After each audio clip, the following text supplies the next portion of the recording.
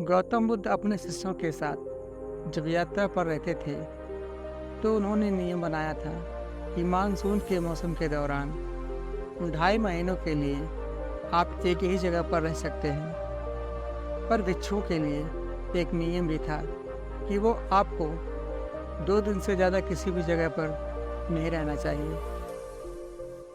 आमतौर पर भिक्षुओं को कई घरों में आश्रय दिया जाता था, इसीलिए उन्होंने नियम बनाया 2 रात से ज़्यादा आप एक घर में नहीं रह सकते, वरना उस परिवार पर काफ़ी बोझ पड़ेगा।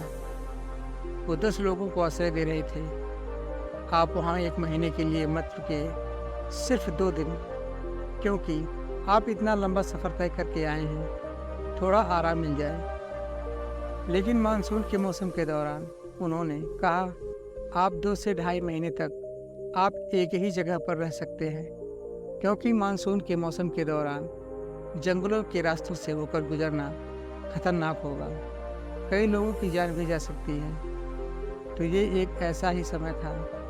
वो एक बड़े शहर में ठहरे थे और वो बहुत सारे घरों में रहने लगे। भिक्षु लोग भिक्षा मांगने के लिए बाहर निकले।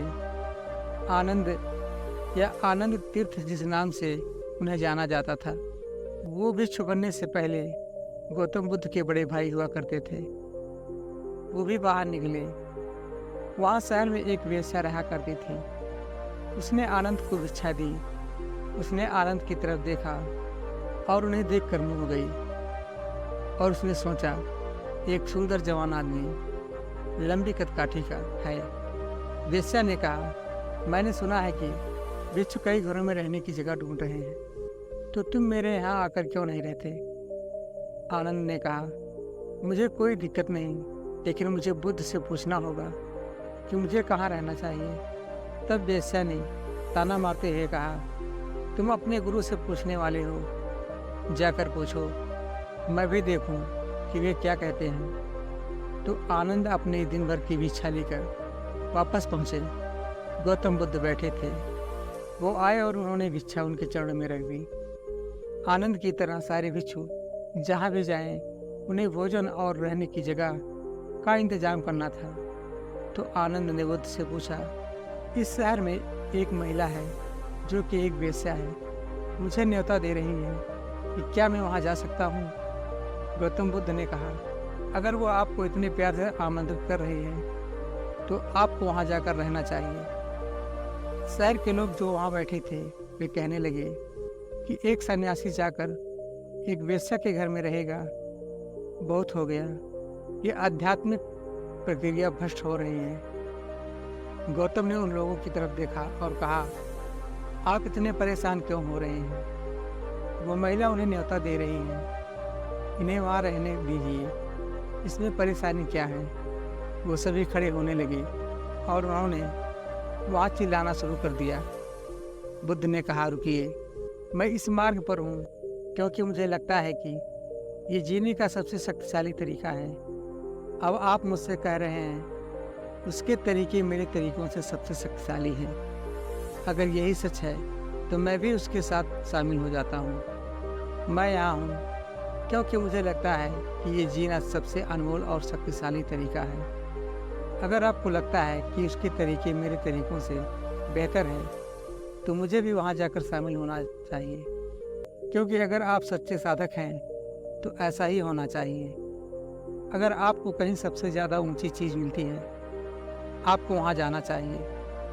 फिर आनंद गए और उसके साथ रहने लगे।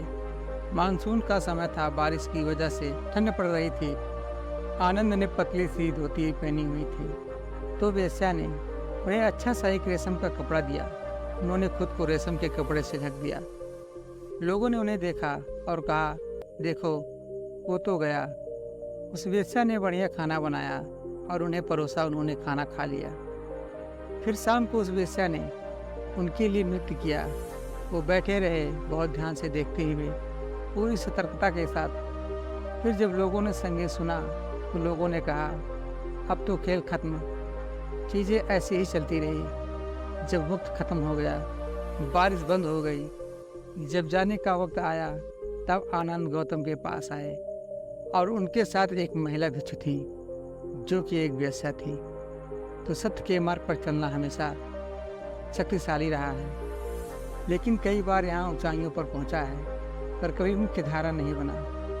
मैं देख रहा हूँ कि आज कम्युनिकेट करने की हमारी क्षमता की वजह से, टेक्नोलॉजी की वजह से इंसान की चाहत, सत्य को खोजने की इंसान के अंदर की स्वाभाविक चाहत है। ये कोई ऐसी चीज़ नहीं है जो लोगों को सिखाई गई है कि आपको सत्य की खोज करनी है।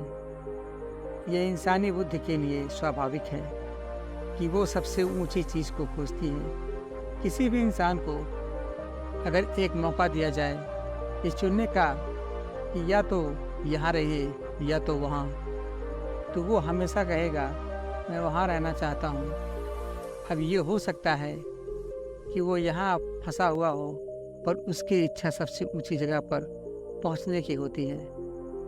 बात सिर्फ इतनी है, उसे बस ये समझाना होगा कि ज़्यादा ऊंची संभावनाएं मौजूद हैं। हमेशा से बहुत से ऋषि, संत, योगी और गुरु ऐसा करते आए हैं, लेकिन जैसा कि मैंने कहा, वो सब सज्जन लोग थे।